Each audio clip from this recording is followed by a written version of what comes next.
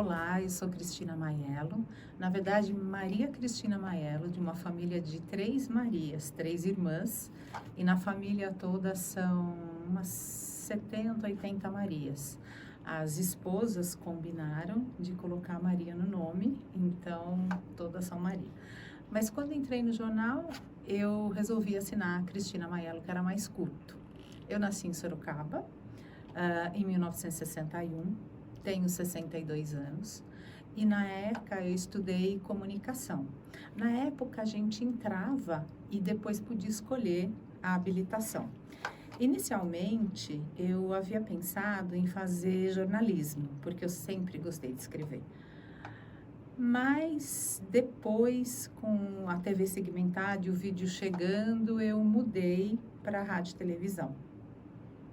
E, na verdade, com o passar do tempo, eu voltei para o jornalismo e acabei me formando em jornalismo também. Eu nasci em Sorocaba, no interior, numa casa espaçosa, ensolarada, com jardim, quintal, muito gostosa, simples, mas assim, muito bem planejada.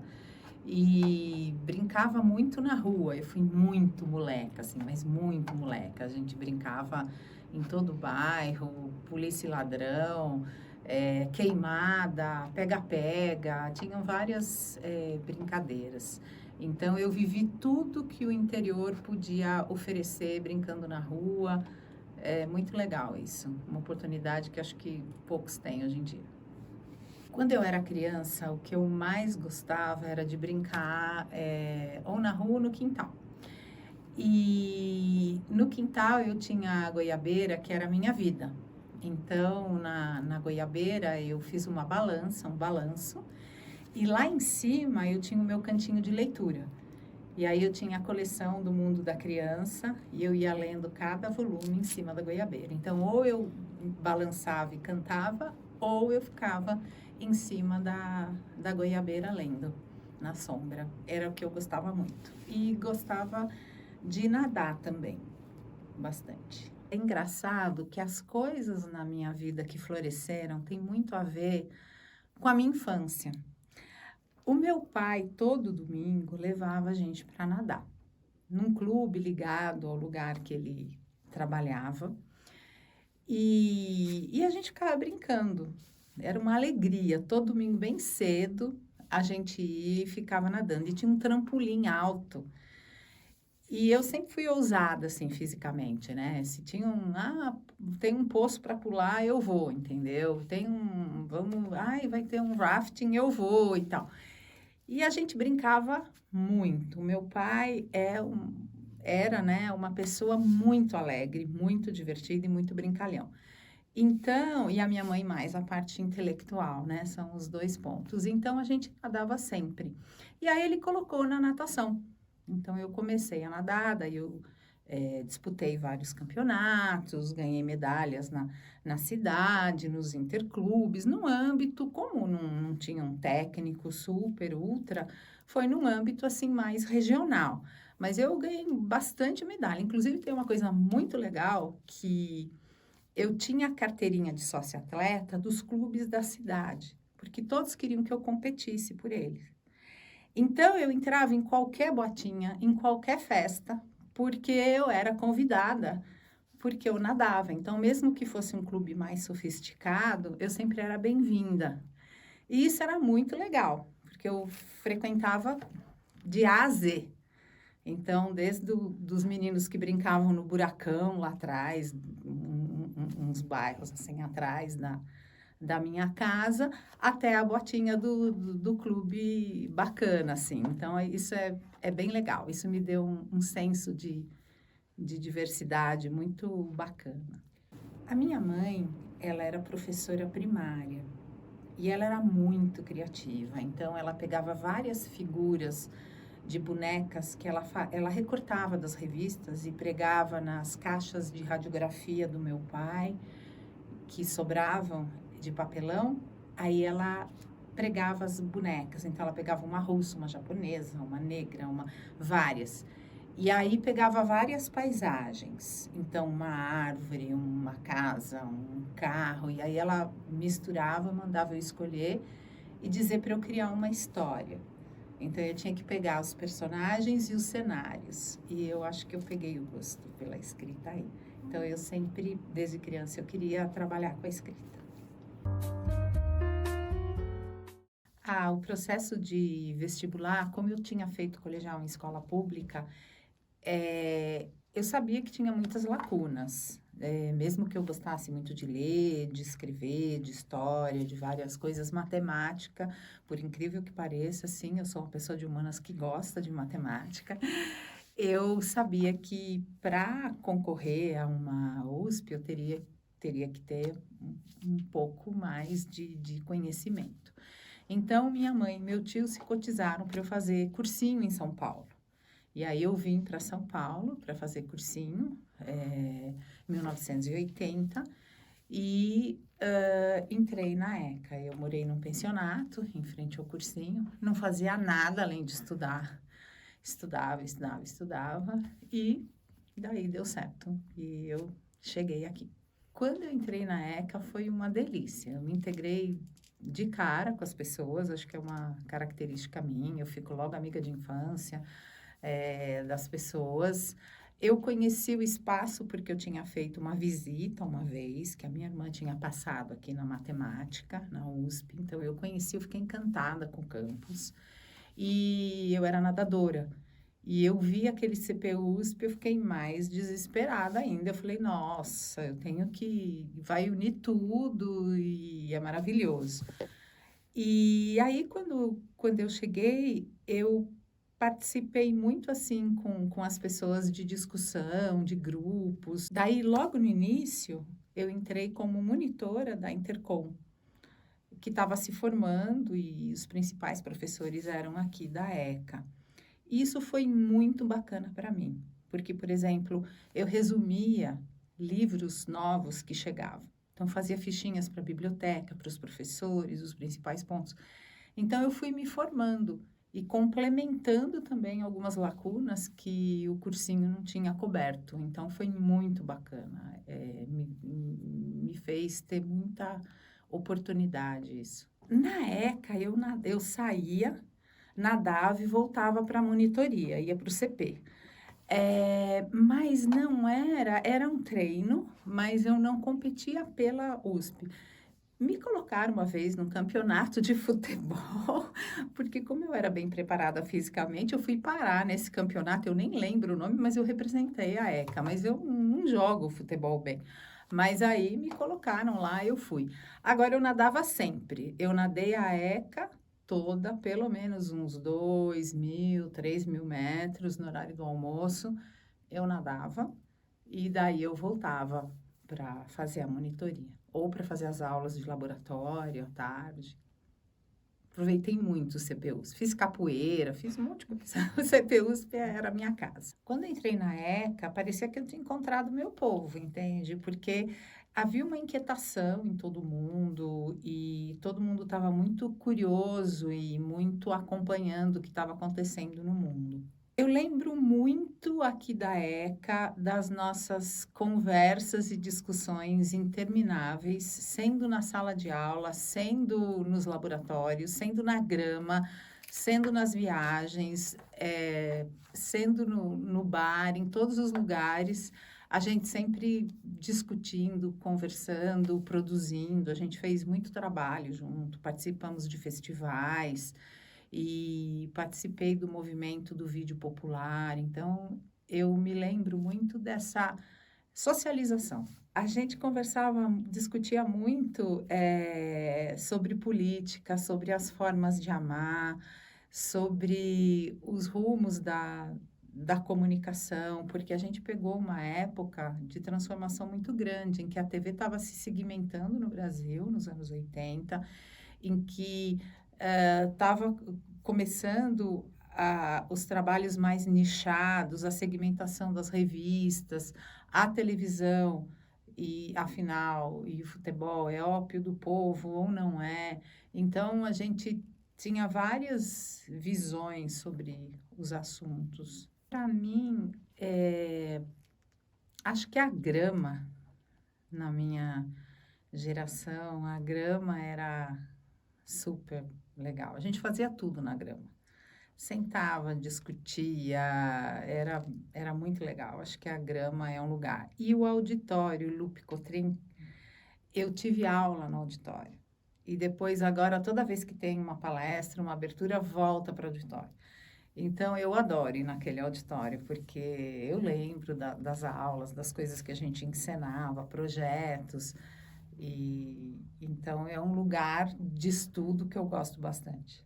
A gente tinha muitos programas culturais que a gente fazia. Tinha um cineclube, tinha uma coisa muito bacana que era no Cinemetro, que tinha a sessão da meia-noite às sextas. Então, nós íamos todos juntos. Era assim, sei lá, uns 15, todos juntos. E a gente assistia. Inclusive, quando chegou pela primeira vez os filmes do Hitchcock no Brasil, era cada sexta estreava um. E a gente ia ver todos eles.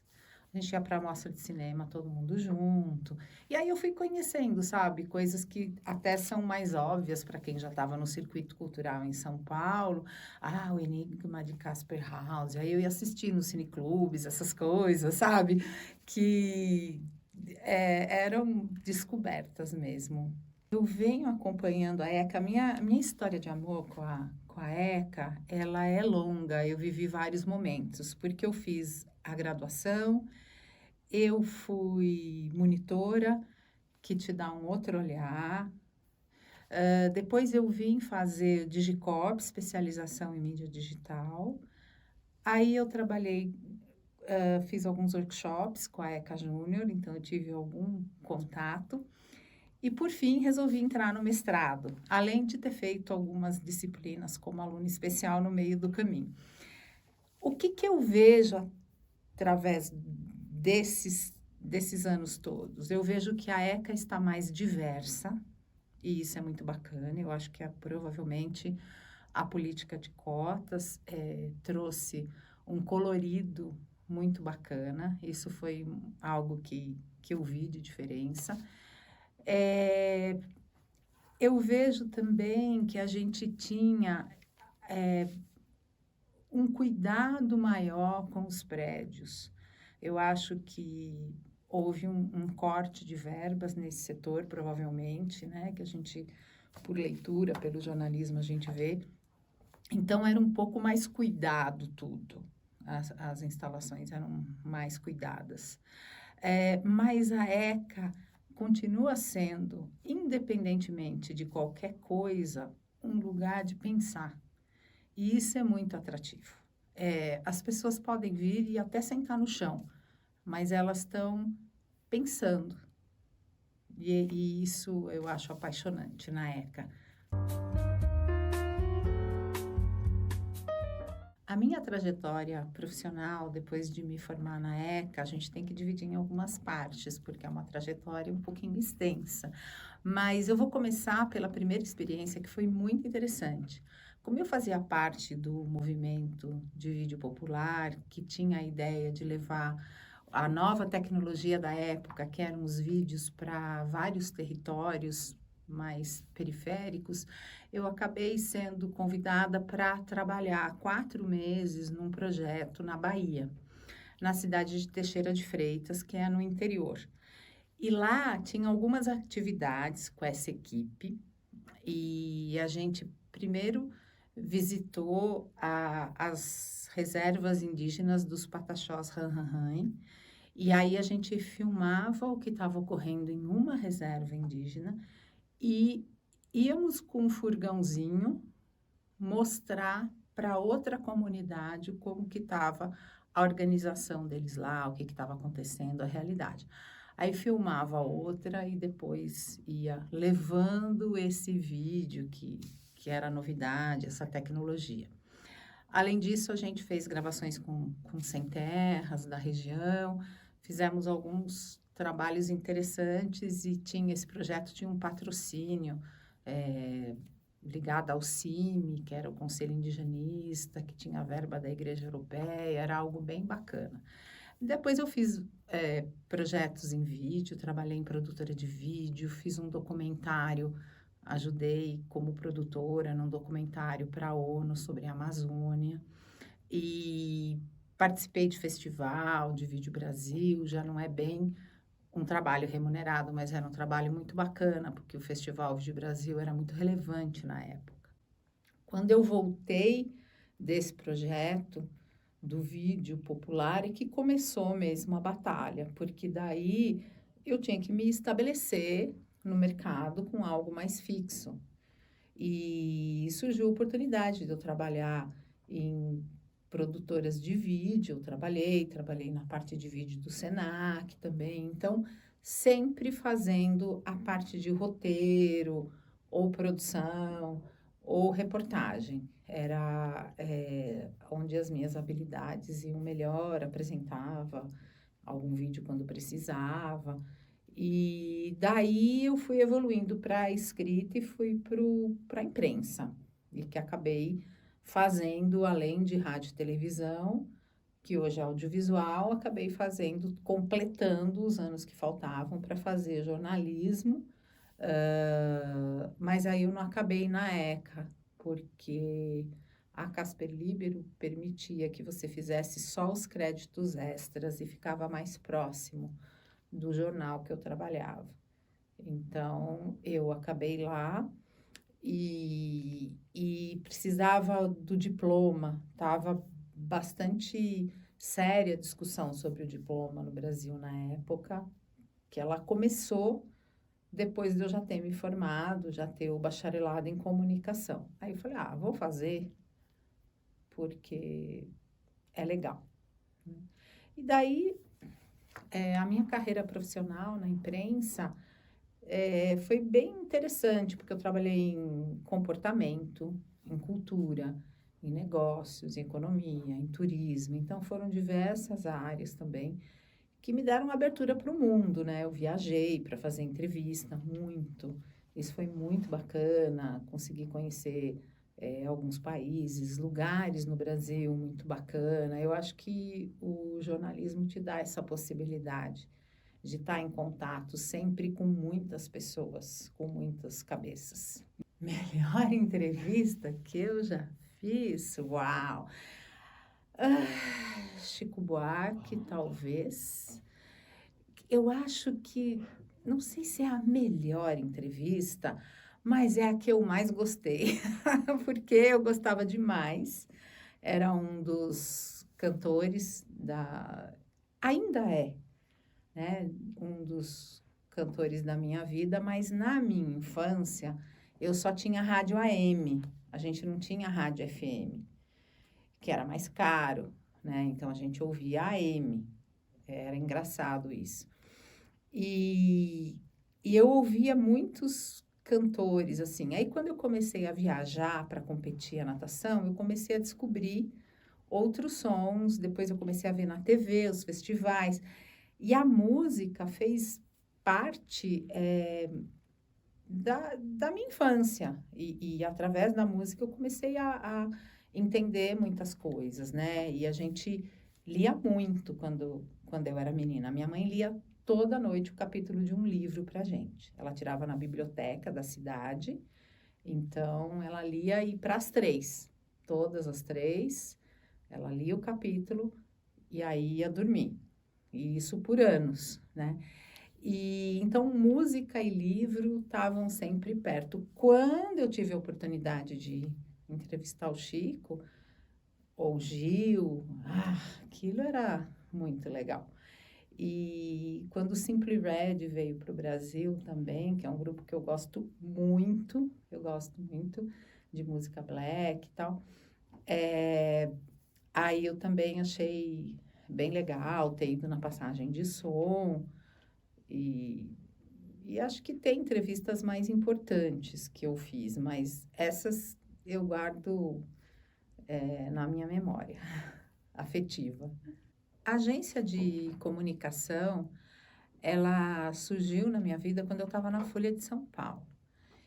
E eu estava querendo ter filho, me estabelecer melhor, e a gente tinha aqueles pescoções infindáveis, né? Que você saía sexta-feira, 4 da manhã, trabalhava 3 finais de semana, folgava um, e eu achei que podia ser algo legal.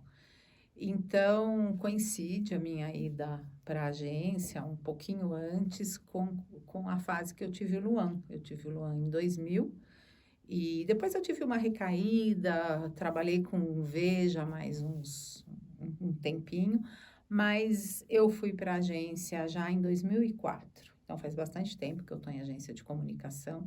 Eu fui diretora de algumas agências grandes do mercado, a Impress Porter Novelli, a Imagem Corporativa. Depois eu fui vice-presidente de uma agência que era SA Comunicação, e hoje ela tem o nome de Lorente Cuenca. Lá eu fui vice-presidente de comunicação corporativa, e hoje eu sou diretora associada da agência Fato Relevante, que é uma agência muito interessante porque ela é jovem, tem 3 anos de mercado, mas é formada por um grupo de profissionais seniores. Alguns de nós trabalhamos juntos na Folha de São Paulo, alguns de nós fizemos ECA, então nós nos conhecíamos e formamos esse grupo, hoje já com 170 pessoas e uma carteira de clientes bem legal. Então, é uma oportunidade bacana a gente ter essa valorização do trabalho sênior numa certa altura da carreira e tá fazendo. E ali a gente junta com a turma do cabelo cor-de-rosa e é muito legal. Eu gosto muito de fazer treinamento de porta-vozes, de preparar as pessoas. É muito mais fácil preparar porta-vozes do que falar, né? Então, eu gosto bastante. Fiz muito trabalho de prevenção de crise, de manual de crise também, faço ainda. Enfim, a agência te oferece possibilidades de estar com um assunto cada dia. Clientes de vários setores. Então, eu já atendi auto, saúde, finanças, tecnologia, um pouco da área de cultura, também educação, que retoma um pouco o tempo que eu trabalhei no Jornal da Tarde. No Jornal da Tarde, eu trabalhava com comportamento, variedades. Eu cheguei a ter uma coluna grande, de página inteira, no Jornal da Tarde, que resumia os vídeos. Então, cada vídeo que lançava na locadora, todo mundo ficava esperando, e aí eu fazia uma avaliação desses vídeos, um roteiro, um destaque, era muito legal. Então, também, alguns clientes dessas áreas eu atendi. A agência te proporciona essa diversificação de assuntos, você está sempre em contato com um tema diferente, eu gosto bastante. É lembrar sempre das coisas que a gente pensou em transformar estando aqui dentro, procurar fazer cada um no seu dia a dia, essas transformações. Eu acho importante a gente ter aquela luzinha sempre, sabe? Pensar diferente, o pensamento crítico que a gente desenvolveu aqui dentro, saber que dá para fazer de forma diferente. E uma outra dica pessoal que eu daria é assim, se divertir sempre. Durante o processo, aproveitar para fazer amigos no trabalho, para aprender, aproveitar as oportunidades que você tem ao longo do percurso. Da minha época de ECA, o que me dá mais saudade é aquele aprendizado constante, a inquietação e os vínculos de amizade verdadeiros e desinteressados que foram moldados dentro aqui da ECA e que ficaram para toda a vida, que eles existem até hoje. Então, é diferente os amigos que você faz na época de faculdade. As discussões, as reflexões e um certo idealismo que você tem antes de entrar em contato com algumas realidades que o mercado de trabalho te apresenta e você tem que lidar com as responsabilidades. Eu acho que a ECA, ela abriu para mim uma visão de mundo. Eu acho que a ECA, ela me deu repertório. As amizades que eu fiz aqui me deram traquejo. Eu acho que a ECA é um divisor de águas para mim.